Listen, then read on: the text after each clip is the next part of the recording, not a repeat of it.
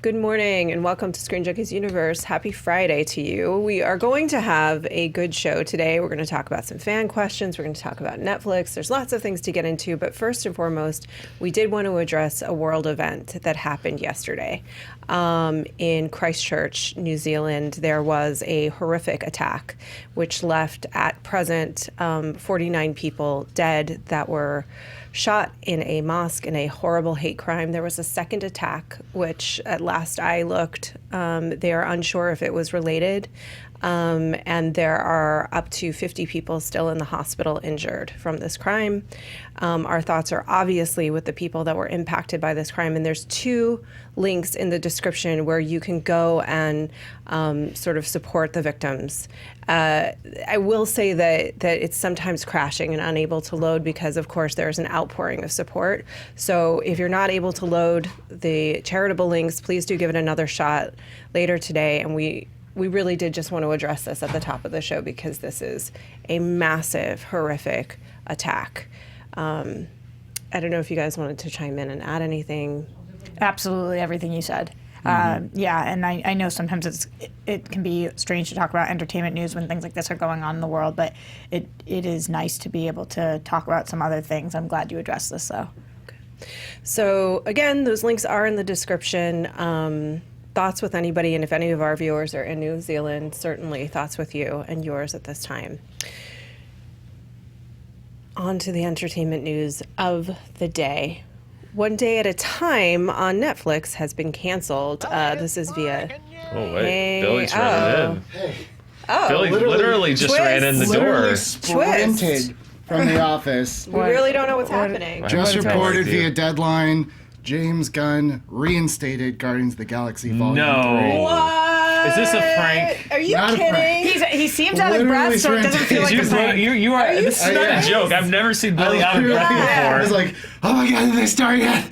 And then, because Eric Goldman was like, oh my god. And I looked at his screen and I was like, Kevin, change your thumb, I'm running. Reinstated to direct What Guardians does that 3. mean for Suicide Squad? Well, I know, I you got just it. riff and Deadline. I'll Okay, so Yeah, look it up. here would be my guess. It would. Oh, did I you don't know. know? I literally didn't read the This article. is I'm gonna broken let by Ben Mike read it. Fleming at Deadline. Okay. At Has The Onion. No! has confirmed with Marvel and James Gunn's camp. The decision to rehire Gunn was one that was mulled and actually made months ago, following conversations with Disney Studio leadership and the team at Marvel Studios. After the firing, Walt Disney Studios president Alan Horn met with Gunn on multiple occasions. Persuaded by Gunn's public apology and his handling of the situation afterwards, Horn decided to reverse course and reinstate James Gunn.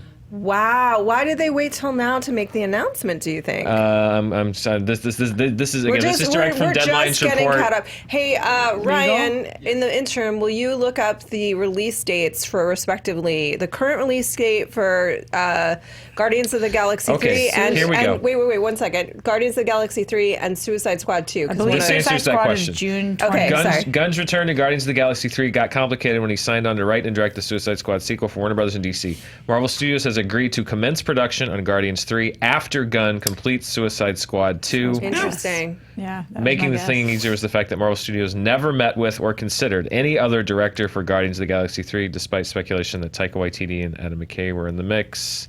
Looking to see if there's any more relevant information. Suicide Squad 2 is far into production at this point, and it actually probably doesn't delay Guardians by that much. I don't think it does, because what was the original release date for Guardians? I don't know if there was. August 6th, Oh, there was? 2021 is what's being listed right now. August 6, 2021. August. It was on the slate. Guardians 3, I believe, was already on the slate. That's so, because we were speculating about whether they would meet that date or not. This is really big and amazing. I can't believe Disney blinked. First of all, I just want to say it's a massive deal for Disney to have changed their mind publicly. I am curious about the timing of, if they decided months ago, maybe it was negotiations around Suicide Squad 2 and sort of the timing of that. But that's huge for James Gunn to go out with Suicide Squad 2 and then Guardians 3.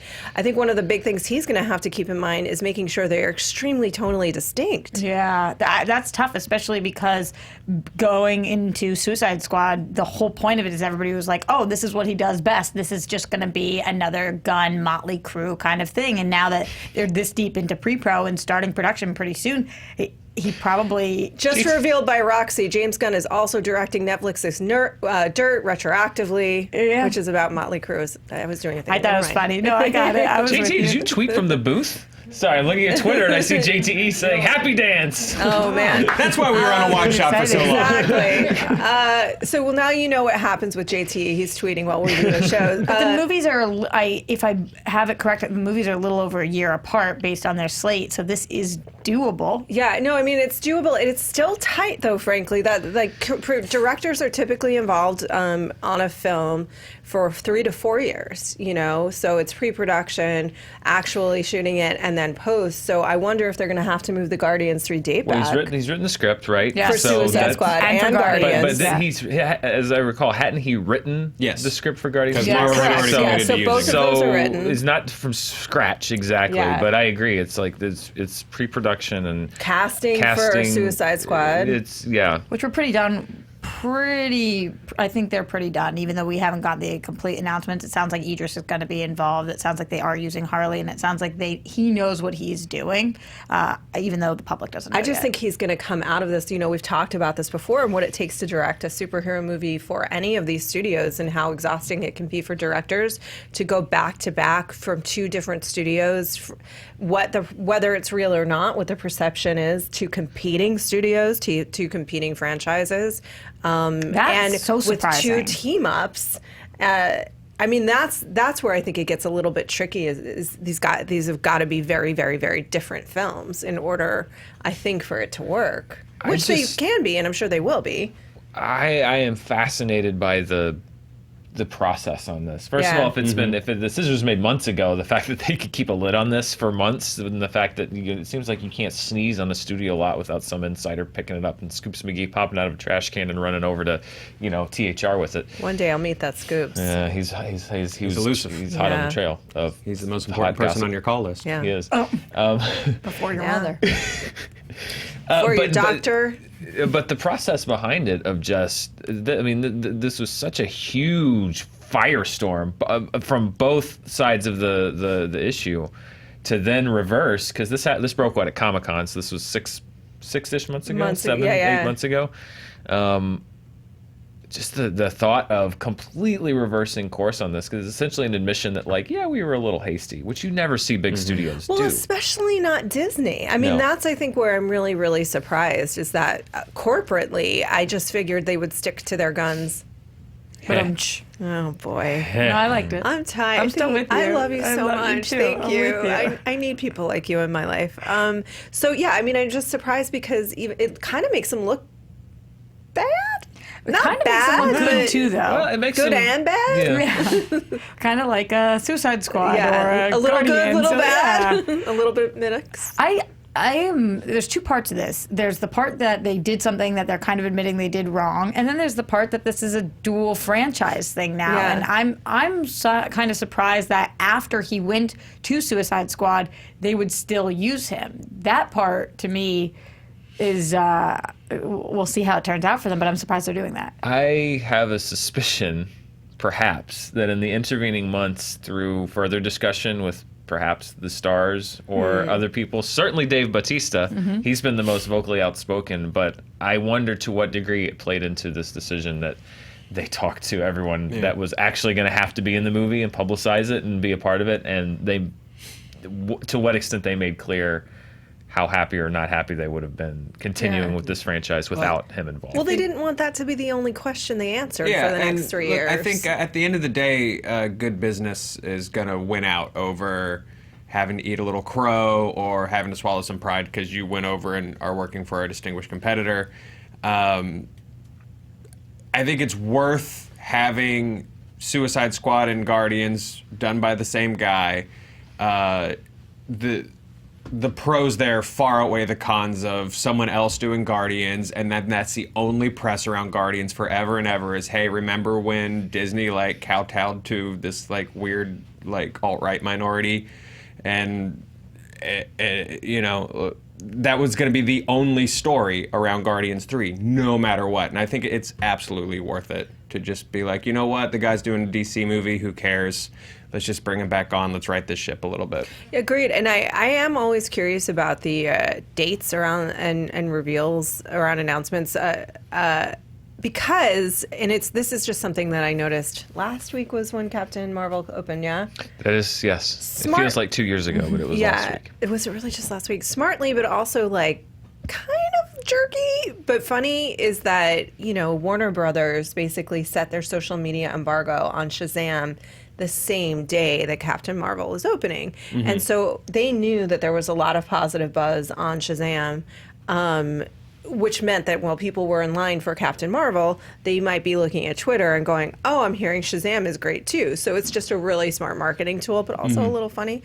And so I'm curious, like, why today? I mean, there were so many other times that you could have made that reveal to signal boost or to drive something. Maybe, you know what I mean? Is it to drive people to Captain Marvel again this weekend? What do you think? I don't think it's... I would be surprised if that was it. And I mean, this is not an official press release from Disney. This was a reporter at Deadline. Yeah, but they know. Well, yeah, but I mean, Disney did not announce this. They did not come out and have a press conference and say, James Gunn is back. This came through a reporter, so I know that they know that reporters are onto them, but they also don't have full control over when a reporter is going to go live. He probably just called up the studio. For the trades, they really do. Okay, the trades are super the mouthpieces. What I mean is, like, if this was an official announcement, it would be an official announcement. This was somebody who'd been working on the story. I don't think that they have absolute control over when somebody goes to press. I can't imagine that, like, this person doesn't work for Disney. They don't, but it depends on frankly, and we won't name names, but it does depend on the reporter, because I know for a fact that there are some reporters in which the studios know they have that control, and that's why certain people get certain kinds of access. I would say in this case, it sort of behooves Disney to just let a trade break this. It's Friday news. They'll talk about it on the weekend cycle. I think that's true. Because because we're talking about like the weird sort of embarrassing amount of backtracking Disney has had to do to come to this decision. And I think if they did a public like yes at Comic-Con or D23, that's what it's called, D23 and me. Thank you. It would be weird to do a big public welcome back James Gunn without then being like on stage and being like, our bad.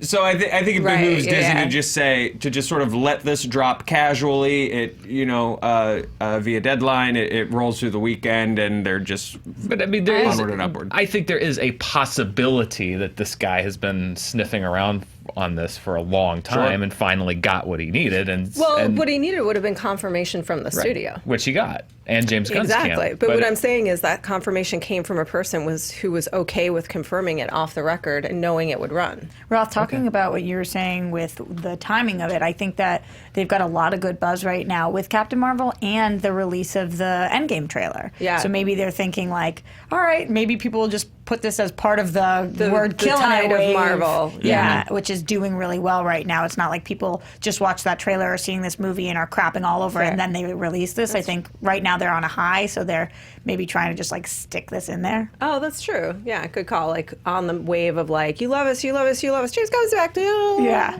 exactly. No, we didn't mess up. We did something good. But in a way, doesn't this completely derail any attention that Captain Marvel was getting? Like, I think this would actually be a bad time for it, because instead of everyone talking about Captain Marvel, now everybody's talking about this other movie that's going on, and you're not getting the same coverage on Captain Marvel. Possibly. I think that they probably didn't think that. That might be the case, though.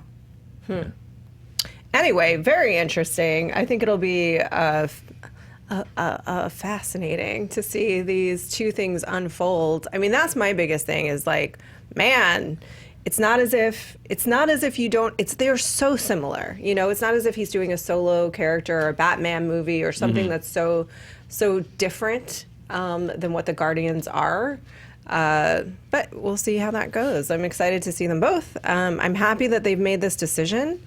I believe they were hasty the first time. I understand where people had their concerns. I agree with you.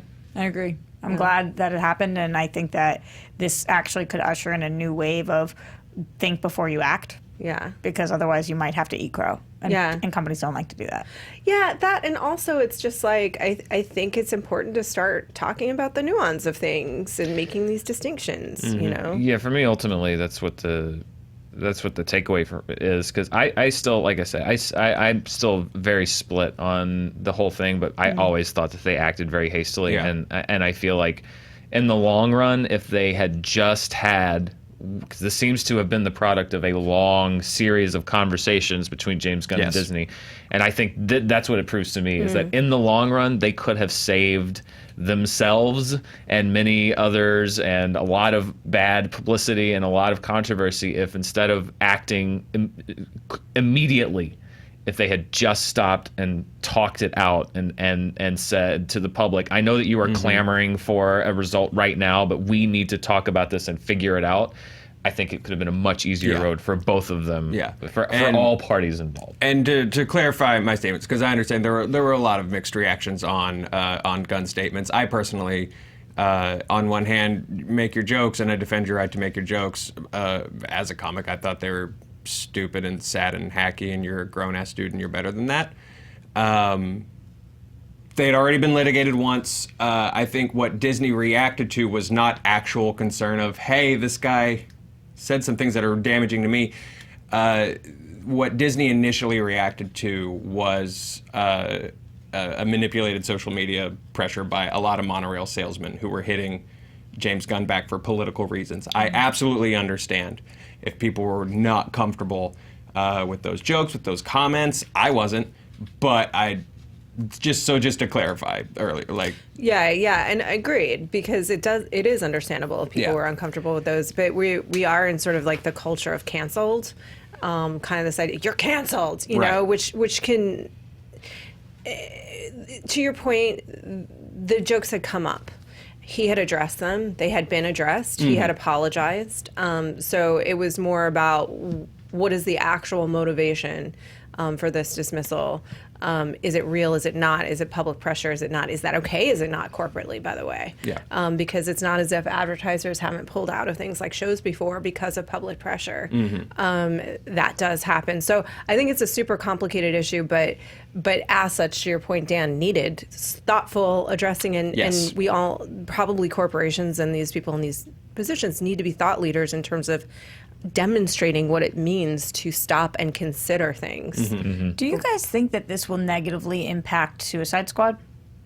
Yeah, I think if anything else, people will be like, Curiosity. interesting, sort of like what Roth's saying, like, what are these going to look like? I think it helps. I think it takes a big monkey off its back, if I'm being honest. 'Cause I think now it can be judged on its own terms as a movie, and it doesn't have the, ooh, get back at Disney, revenge type thing that would have been over it otherwise. Now it's just James Gunn gets to make two big movies, one for DC, one for Marvel, and I mean, that's how I see it. Yeah. I think publicity-wise, it makes.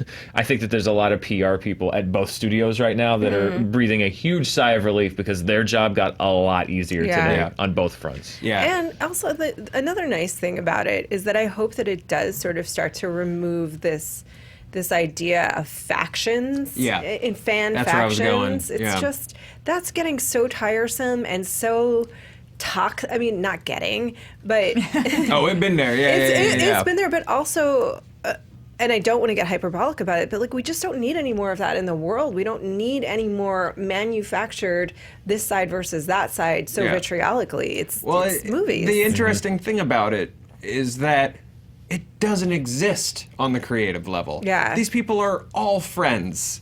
Like, you know, if you go to the absolute, like, 1% of it, like, everyone, the executives behind Disney, the executives behind Warner Brothers and whatever telecom companies will own them in the next 20 years, like, those guys go to brunch together. Like, they don't Yeah. care. None of them are sitting across, like, smoky rooms glaring at each other with their Marvel and DC shirts. Like, you cuck shills. Like, Yeah. it doesn't exist. The actors, the creators, like, they're all friends. They're like one community. It literally does not matter to any of them. Like, Sound like Zachary Levi, right? Yeah, Zachary Yeah. Levi You said think it we really care? well Yeah. when he was just like, "What's happening? That's the stupidest thing I've ever heard." Yeah. Yeah. It's just and rightfully so. And I think, like, if you look at the values of these heroes, that's not what they're about, man. Come No. on. That's true. If you like DC, if you like Marvel, then think about their values. Okay, I want us to get to some fan questions, but we did talk about Netflix canceling a series, so I do want to just quickly address that.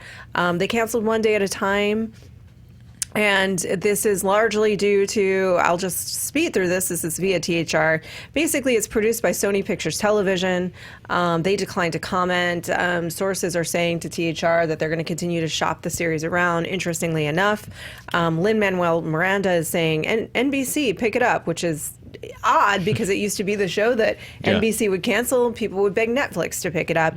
But essentially it comes down to Netflix doesn't really want to have to license shows anymore because it puts them in an incredibly vulnerable position, as we've seen with things like Friends, which they paid so much money for and is inevitably going to go back to Warner Brothers, just as they have reminded everybody how much they like Friends. Same thing with Marvel television shows. Right. Here's your reminder that you love Marvel. Now everything's going to Marvel. They just don't want to put themselves in this vulnerable of a position anymore, especially as studio after studio starts their own streaming service. So they want to own and operate it fully, which is interesting. And I just want to get your takes on what Netflix's plan is now. I think I was doing some, because I just wanted to sort of go back, and I was looking at a few articles from several years ago when they were first launching their original programs, and it just shows how much the industry's changed, because Ted Sarandos was giving an interview, and they were talking about how Netflix originals were taking up 10% of their budget, and that in the next couple of years it would be 20% of their budget. But he was also talking about like the future of the company, and they asked him specifically, they're like, well, what about Hulu?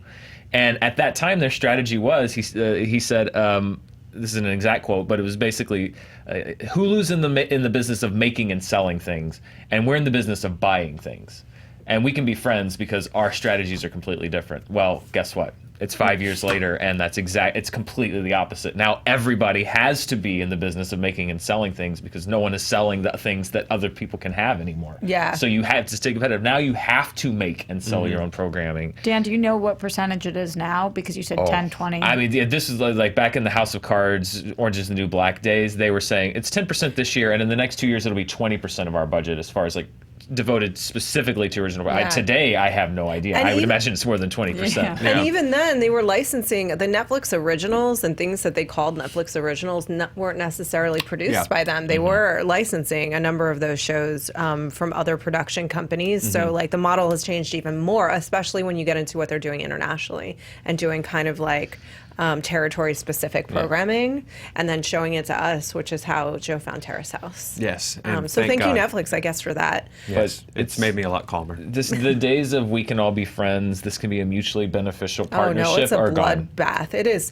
Which the sucks. Hunger Game. It is the cornucopia. It is now, I think, the reason why all the Marvel shows are gone.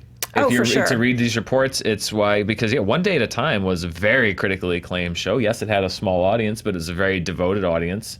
But as you mentioned, it was owned by Sony. And so they didn't make it. They'd have to pay a license fee. Who knows what Sony's plan is going to be? And Netflix is more and more saying they're walling themselves off. They're like, we're going to be our own thing. And that means largely shedding third-party properties. Right, and they've had to do that though because companies like Disney have made it and Warner Brothers have made it necessary. They've invested all this money in licenses only for these companies to then pull it back, pull these properties back, and then have their own services, which are going to ultimately compete with and detract potentially, not necessarily from Netflix. So it'll really be interesting to see how this unfolds over the next 5-7 years.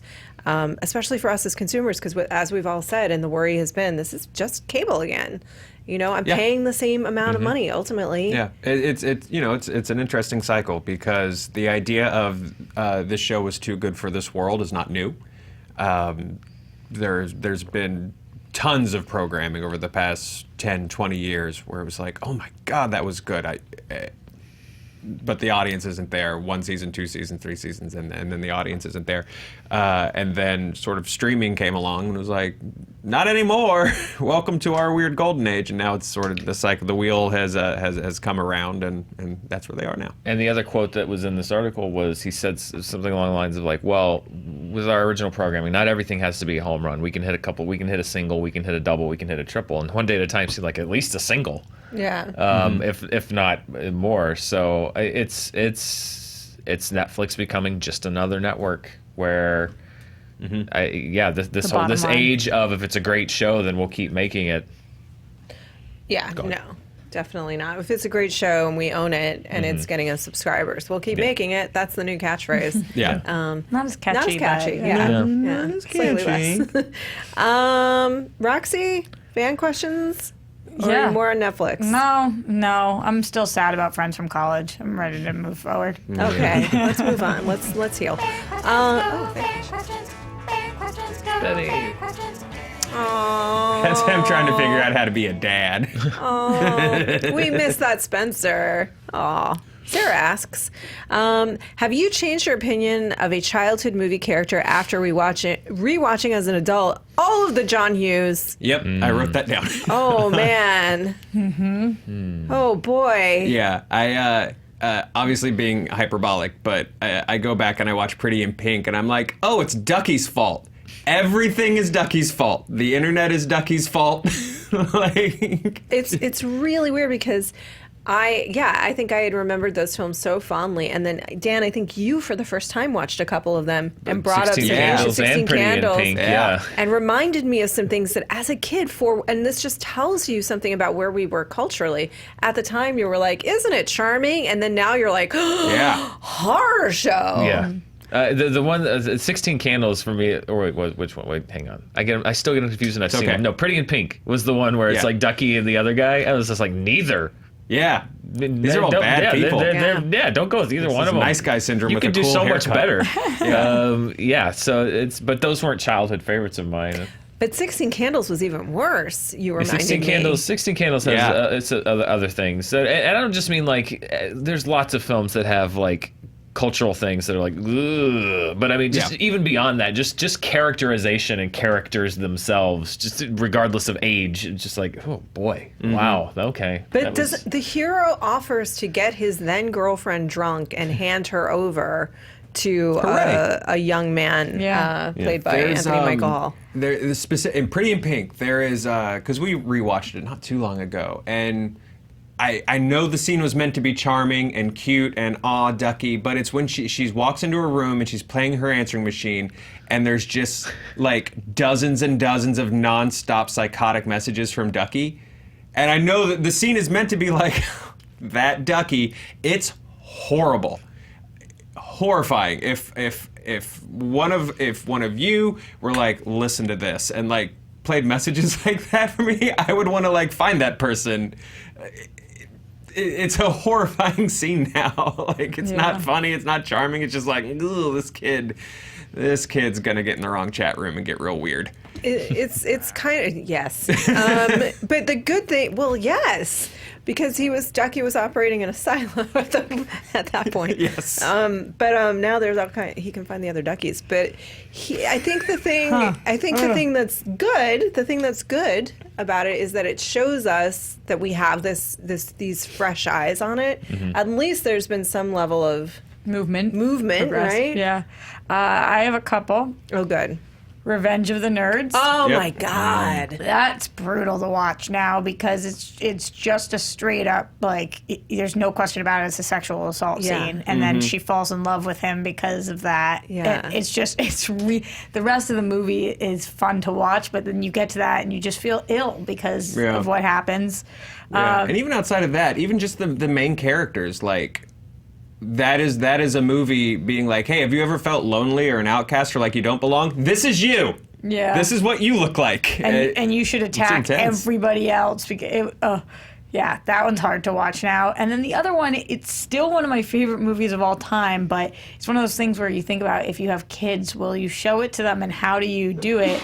Is Grease, because it's like, as a woman, just change everything about who you are, and then he'll fall in love with you. And so that one, like, she was my idol as a kid. And then as I've grown up, I still love the movie, but it's like my opinion of that character has changed. I don't look at her as necessarily like this strong woman. The only counter I have for that is Give it to- that I want it. Yeah, no, I'll help. is that Danny also changes, and he gets the Letterman's jacket, and he becomes like the jock for her, and it's kind of like the gift of the Magi, where they both change their personalities for He each was a other. jerk. He was a jerk. She That's was just true. a nice little girl.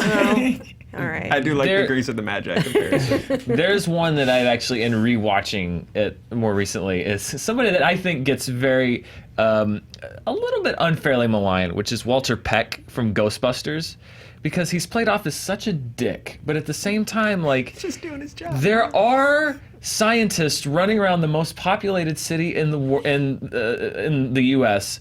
with, as he says, unlicensed nuclear reactors, he's Strapped to their backs. strapped to their backs, producing unknown kinds of chemicals and byproducts. There's a thing in the basement, Yep. they don't know what's in there. It's underground in New York. Is it leaking into the subway? Is it leaking into, nobody knows what they're doing. They're certainly unlicensed. They didn't do it. They have unproven technology. They're just flying around the city in an ambulance, by the way, also illegal. They're not police. They're not licensed to go around like they're cops through the streets of New York.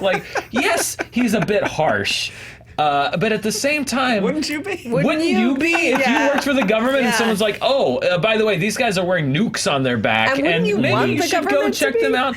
All he asks is to, and by the way, he doesn't just walk in and throw the switch and turn off the containment facility. He walks into their office and says, "Hey, I have a few concerns about what you're doing here. Can I please go downstairs and just check out the equipment and see if it's safe?" And Peter Venkman was just a dick to him. He's like, "No." And he's like, "Okay, I'll go get a court order." He's like, "Yeah, you go get a court order." He's literally I will, a government because this is a employee legal issue. doing his job. But because he's played by the guy who played the dick in every 80s movie from 1985 to 1990, he's the villain. I don't know. And rewatching it, I'm like, why do we hate this guy? Yeah. He's just trying to do his job. Great question. Yeah, I watched A Fish Called Wanda the other day. I rewatched, which I love that movie still, but it was really interesting because all of a sudden it occurred to me that the John Cleese character was cheating on his wife, and she was made out. It was made out as if isn't she such a pill? Thank God he found this younger, hotter woman who's more fun and likes to have sex. Then he just leaves his daughter, Portia, and goes off and marries Wanda, and apparently, according to the postscript, has 17 children. Well, what happened to poor Portia? She's got daddy issues for the rest of her life. That's what happened. Loads of therapy for Portia. For sure. Yeah. So gonna be I a very rewatched sad that and I sequel. was like, oh no, I think he's maybe a jerk. There's also an ennui to Back to the Future that I realized as I grow older. It's it's played as oh, Marty, look at this dream life he comes back to. But it's also, and I'm not the first person to say this, but it's true. It's just he's living with strangers. Yeah. He's living a life that he never knew. Everyone in his family has memories that he'll never have, Yeah. and plus he goes through all three of those movies in the course of a week. Yeah. You're gonna be traumatized by that. It's a lot to take It's a in. lot to take in over the course of a week. Yeah. Let's re-meet Marty McFly today. My big one is, and I know a lot of people's response to questions like this are they're just movies, stop applying today's standards to blah, blah. But I think it's interesting to be able to grow and evolve with your art. I don't think there's anything wrong with it. I was obsessed with High Fidelity. High Fidelity was the movie where I stuck my flag and I was like, this is me. And as an 18-year-old, 19-year-old, 20-year-old kid, and I look at that movie now and I'm like, grow the fuck up, dude. What a piece of trash you are. You're almost 40, it's time to grow up. You're a child. And that's been an interesting arc for me because I used to talk in top fives. I loved Rob Gordon. I loved John Cusack's portrayal of that character. It's a tightly well put together movie, and I look back on it. He does get it together by the end of the movie. That's the point. That's the arc. But as a kid watching it, that's not what I took away from this movie. What I took away from that movie was oh man, look at this guy. He wants his independence, and all these chicks treated him bad, and blah blah blah, and never really got the arc at the end that he grew up. So yeah, that's been a weird, complicated relationship with that character. There's you guys let us know what movies you watch now and look at it in a different way. Do you agree with us? And if you've never seen Revenge of the Nerds, don't do it. Carol asks, in honor of Carol Danvers having the same name as her, is there any character that you share a name with and love? Roth, we get kind of screwed on this We're one. not so well, Yeah. let's see, Roxy. A night at the Roxbury. I share the name with a lot of strippers in Sure. movies.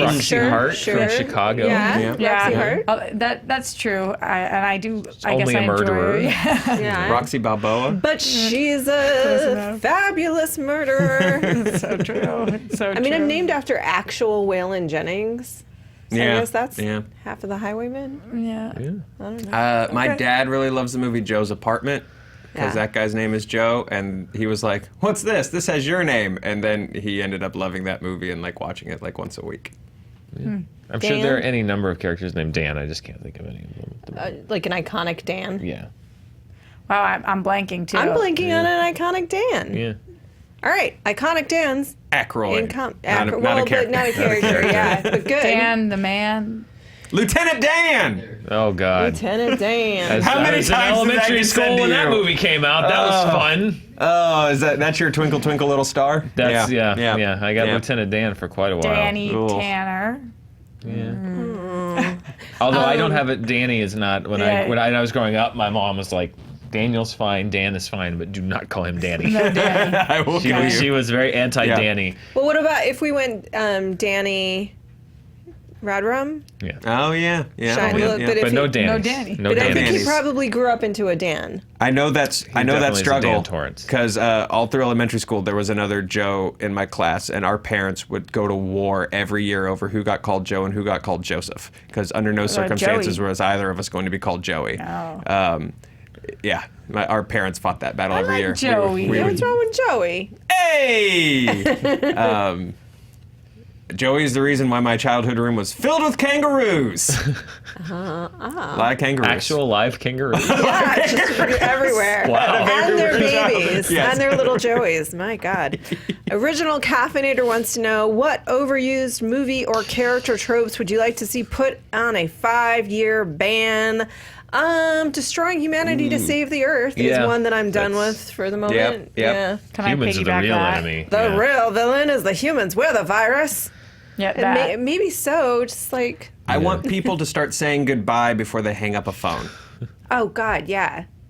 Or, I've seen this it is happen huge once. on me. When they use the restroom, wash your freaking hands. How many movies and television shows do they show a scene in which they use the restroom and they do not wash their hands? It's a bad message. It's not good for society. It's not Yeah. good for them. I'm trying to think, and every restroom scene I'm thinking of ends with them getting attacked by something. Sure. But there's so many that I've seen, and it always really bothers me that they don't wash their hands. It's gross. Just, I understand that time is of the essence in a film. Wash your hands. Chat while you wash your hands. We don't need to see the whole thing. We can just see them turn We the just need sink to, on. or like anything. I just need to know they wash their hands. Yeah. There's a thing that's annoying where if you pick up on it, it's very much a spoiler, and I wish movies would subvert it a little bit more, which is that if you're watching a movie and there is like a name actor who plays a part in the movie that seems really insignificant, then that means that they're the bad guy. Yeah. Like I was watching spoilers for the movie Geostorm. Sure. Just, if you don't want to get spoiled, tune out now. I was watching Geostorm, and Ed Harris is in it, and like for like 80% of the movie, he's just like Secret Service guy number 3. He's like part of the president's entourage, and he has a few lines, but he doesn't play any real important part in the movie. But then, of course, it turns out that he was behind it the whole time. And so I started sort of like, oh, well, that's why Ed Harris. And ever since then, if I watch a movie and there's like somebody in the movie and you're like, why are they in this? They don't really, it's because they're the bad guy. Yeah. So I wish that they would sort of try to Move flip away that on from its head a that. little bit, or, yeah, I don't know. Well, that actually brings us to the question that Chris has, which is, have you ever watched a high-profile celebrity cameo that takes you out of what you're watching? So that ties in there. I was talking about this the other day when Ed Sheeran turned up on Game of Thrones. That was weird. I thought That it was was super weird. distracting. Yeah. Ed Sheeran on Game of Thrones is It was just distracting. it's just weird. Because, Yeah. what is he? Just a random Lannister Yeah. soldier hanging around. Yeah, I don't. no It Didn't reason. bother me. It didn't bother. No, because Ed Sheeran wasn't in my viewpoint enough. Like, it wasn't like he was Justin Timberlake to me. So he just seemed like a normal guy. I didn't know what he looked like. Yeah. So I was like, I- okay. Alright. Even in a movie set in Hollywood and featuring actual celebrities, the cameos in the Entourage movie were so shoehorned in that it was ridiculous. Like, there's a scene where Ari is like on the phone with somebody at a studio and he's like, hang on, I'm coming to see you.